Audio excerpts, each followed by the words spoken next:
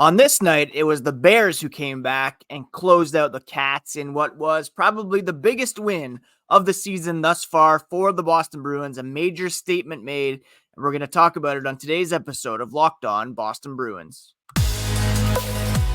You're Locked On Bruins, your daily podcast on the Boston Bruins, part of the Locked On Podcast Network, your team every day.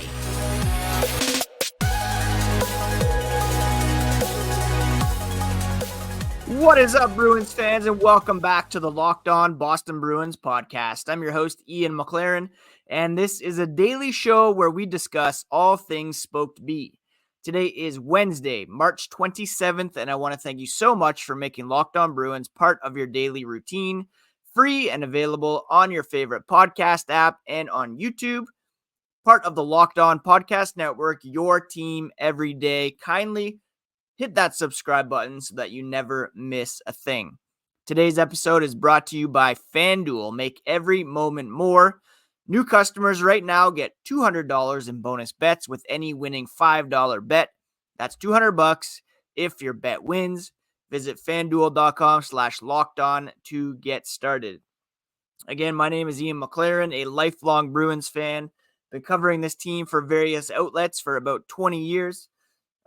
Covering the NHL as a whole for the past 10, and excited to get into today's topic, which is a massive win over the Florida Panthers last night for our Boston Bruins.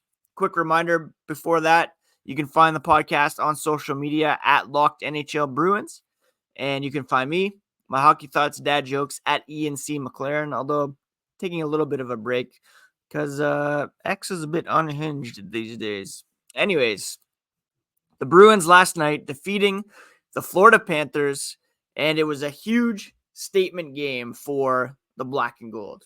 If you recall, yesterday I discussed how head coach Jim Montgomery yelled at the Bruins in practice on Monday, cursing them out, making them bag skate, basically saying he hated the way they started practice. He hated the way they ended Saturday's loss to the Philadelphia Flyers, and that this team was not playoff ready.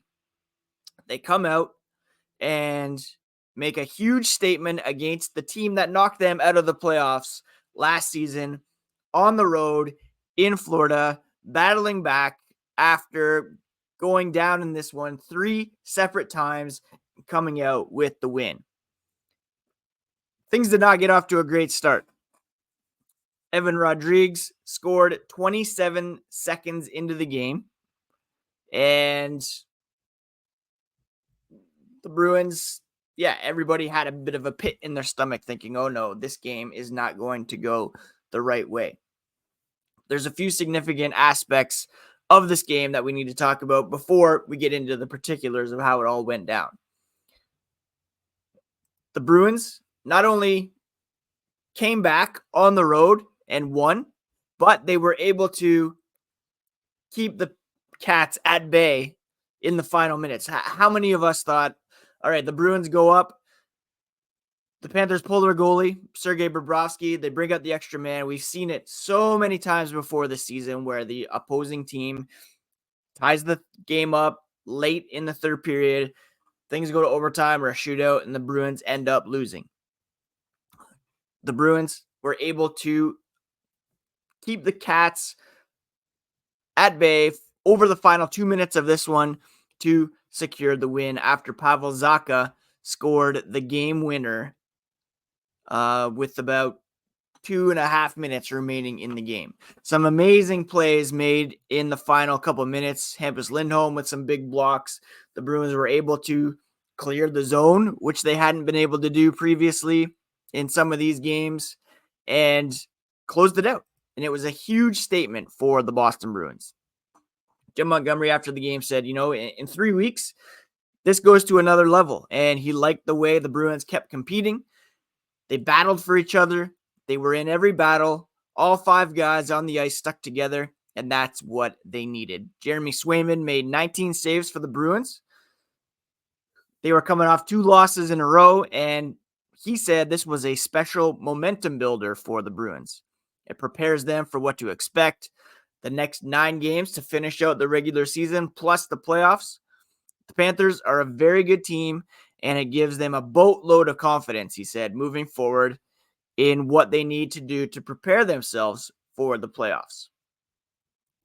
It was an important win for the Bruins. Pavel Zacha said they know the Panthers are a very good team. They know better than anybody what the Panthers are capable of.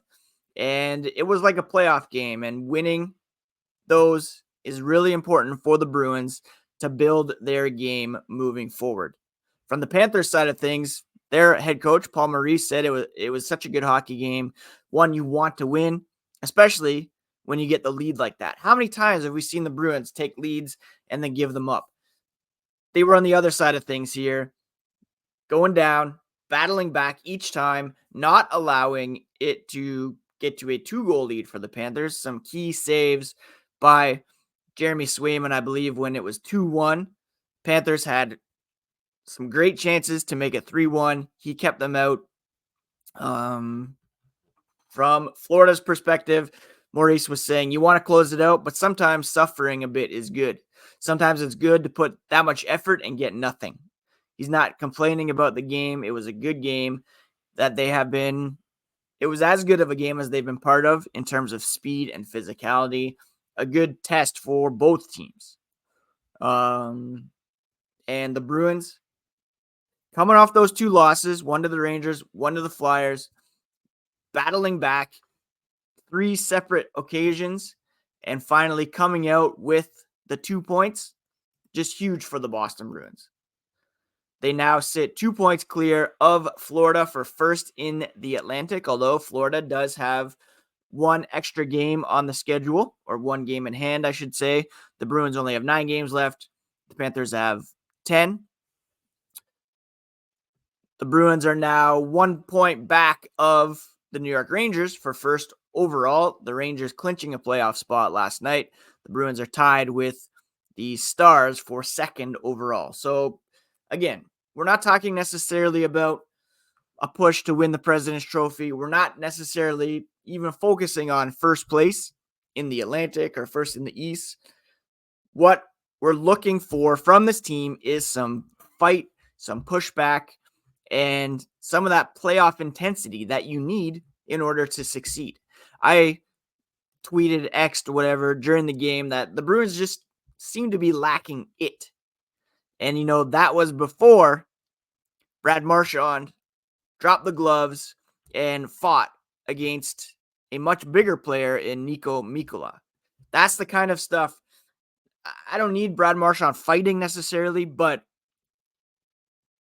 that intensity, standing up for his teammates, grinding, going up against a much bigger guy in Mikkola, it certainly rallied his team. Now, you'd like to see him not take that penalty in the third period, an interference penalty against Gustav Forsling, but Marchand stepped up,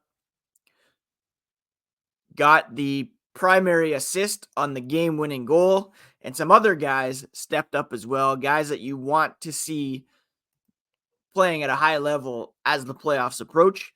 And we'll talk about exactly how the Bruins beat the Cats here coming up as the podcast continues.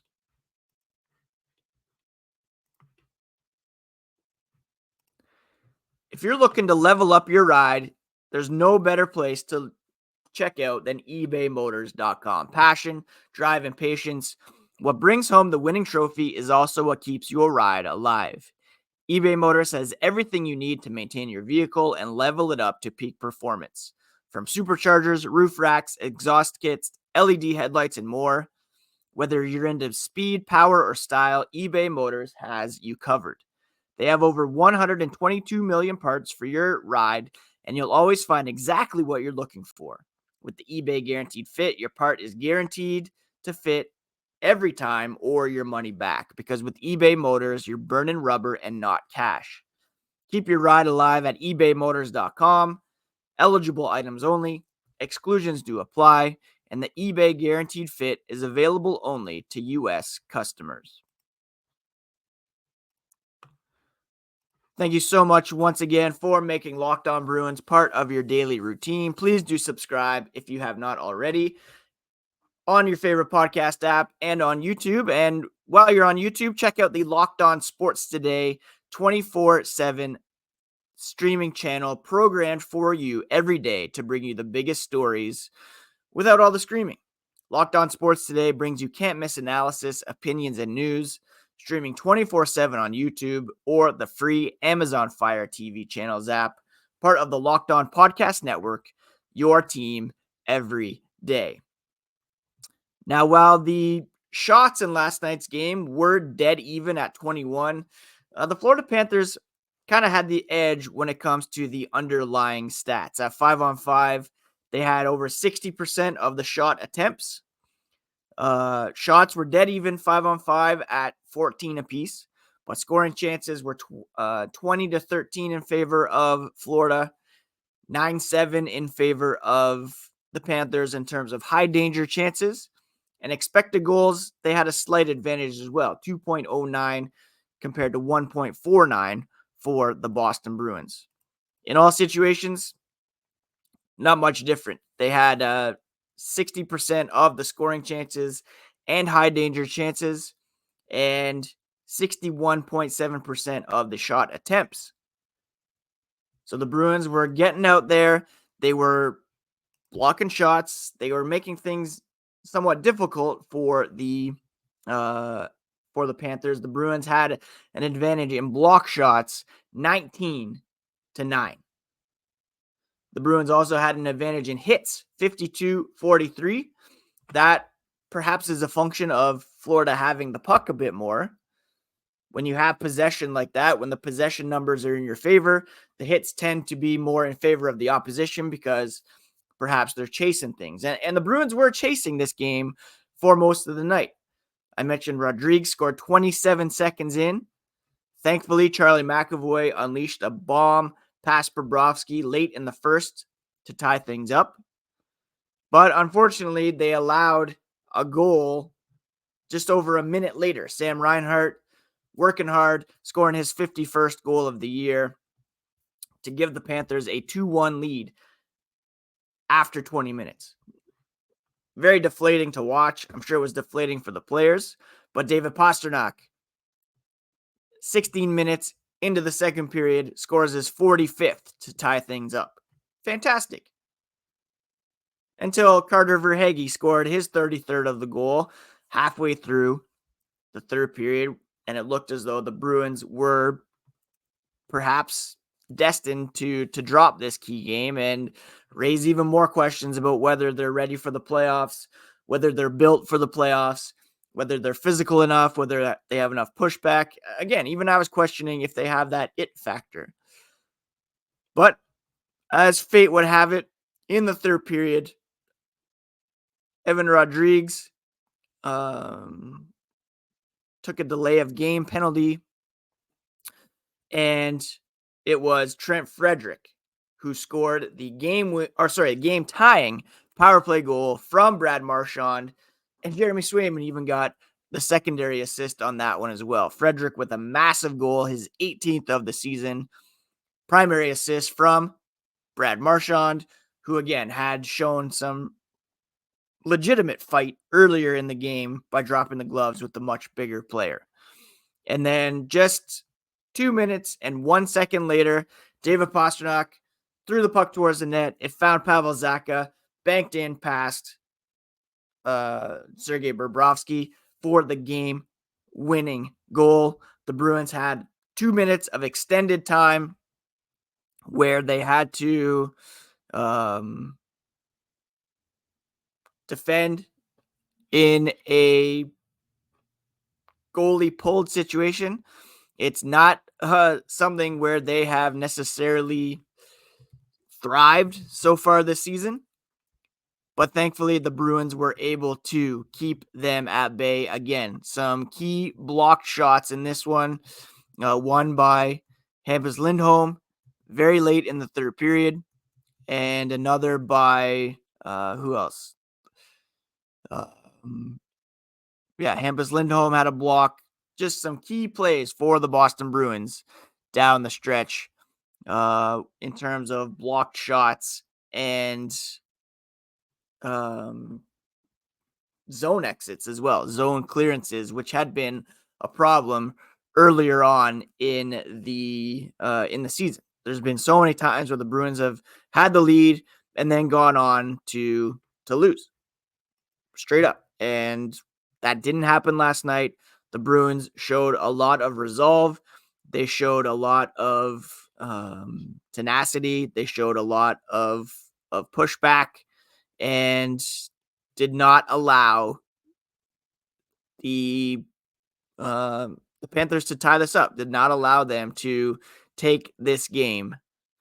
In the end, the Bruins getting the win, the 2 points, a huge statement game for this team over a very, very good team in the Florida Panthers. Like, let's not pretend ourselves and think Florida's probably not a bit better and deeper than our Bruins, but Boston was able to get the job done and broke the tie at the top of the division,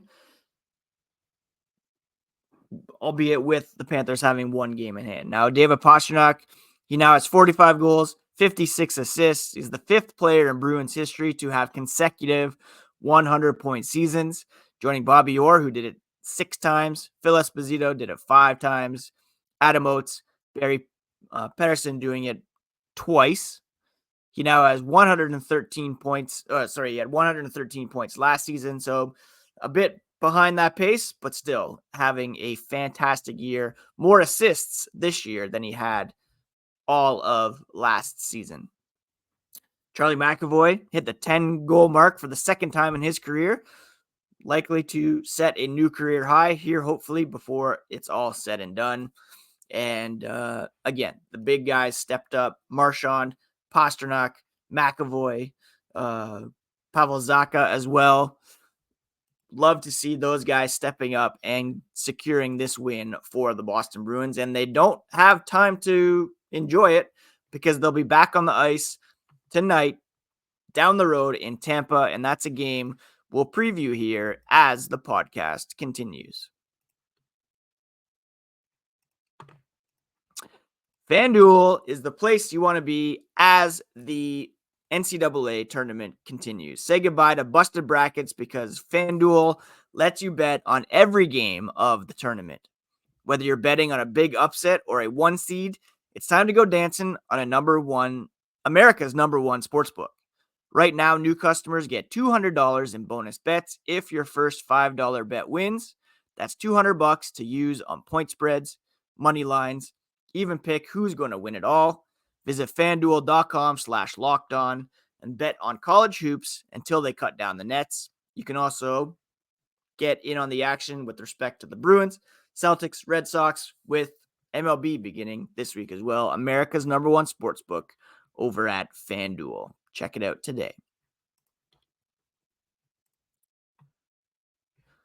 The Bruins facing a back-to-back situation tonight against the Tampa Bay Lightning, a team that is slowly challenging for third place in the Atlantic Division. With the Toronto Maple Leafs losing last night, the Lightning are only 4 points back of Toronto, each with 11 games remaining on the schedule. It's very possible that Tampa could sneak up, especially if the Maple Leafs, who are on a 2-game losing streak, 5-4-1 over their past 10 overall, continue to kind of limp into the postseason. They got some injury issues. Mitch Marner's out. Tampa, this could be a first-round playoff matchup, and the Lightning are catching the Bruins on the second game of a back-to-back. So they might be able to take advantage of that here. Although, of course, to Boston's advantage, they're able to deploy Linus Ullmark in this one, who's got a .914 save percentage, much better than his counterpart, Andrei Vasilevsky, who, if you can believe it, is only at .897 for the season. The Lightning have won 6 of their past 7 games, and they're really surging here as the playoffs approach. Again, possible that they could catch Toronto and get third place, setting up a first round matchup between these two teams. Now, while Boston is now 3-0 this season against the Florida Panthers, they haven't succeeded as much against Tampa. They lost 5-4 in overtime back in November. They won 7-3 on January 6th, storming into Tampa. But then the previous game, February 13th, they fell 3-2 in a shootout. The Lightning, of course, very potent offensively. They rank 6th in the NHL with an average of 3.48 goals per game. The Bruins are at 3.32. Defensively, though, it's been a struggle for the Lightning this season. They rank 23rd, allowing 3.31 goals per game. Their power play, though, is first in the NHL, led, of course, by Nikita Kucherov, Braden Point. Victor Hedman, however, is banged up, so they're without Hedman and Mikhail Sergachev, which is a huge bonus for the opposition. The penalty kill has also been pretty good, 82.4% success rate. They rank 6th. The Bruins rank 7th. The Bruins are now 8th in terms of power play percentage as well, after scoring 1 goal on 4 opportunities last night. Nikita Kucherov, red hot, just on fuego right now, 11 points over his last 5 games. David Pastrnak leads the way for the Bruins with 6 points in that stretch. 4 goals, 2 assists. Kucherov with 2 goals, 9 assists in the past 5. Braden Point leading the way with 5 goals. Obviously, some huge weapons that the Lightning have, and look out for Anthony Duclair, who has been very, very good for this team since coming over from the San Jose Sharks. He was a guy I wish the Bruins were able to get in on. Of course, Kucherov, Point, Steven Stamkos, pending unrestricted free agent, can play center. Just throwing that out there. I think we talked about that several months ago, that possibility. But Brandon Hagel, Nick Paul, Anthony Cirelli, the list goes on. They have some guys who can put the puck in the net, and Linus Ullmark will need to be sharp here tonight. If Hedman can't go, that's a huge bonus for Boston. With Sergachev also out, their top guys would be Darren Radish, Nick Perbix, Eric Cernak, Matt Dumba they acquired prior to the deadline as well. So this is a big game for the Bruins. Maybe temper your expectations because it's a back-to-back situation and they're coming off that emotional loss. If they can show that resolve and keep it going tonight, that would be even more impressive for the Boston Bruins. On tomorrow's podcast, we'll, of course, preview the weekend action. We'll recap whatever happens tonight. Likely won't have an episode on Good Friday because it's Good Friday.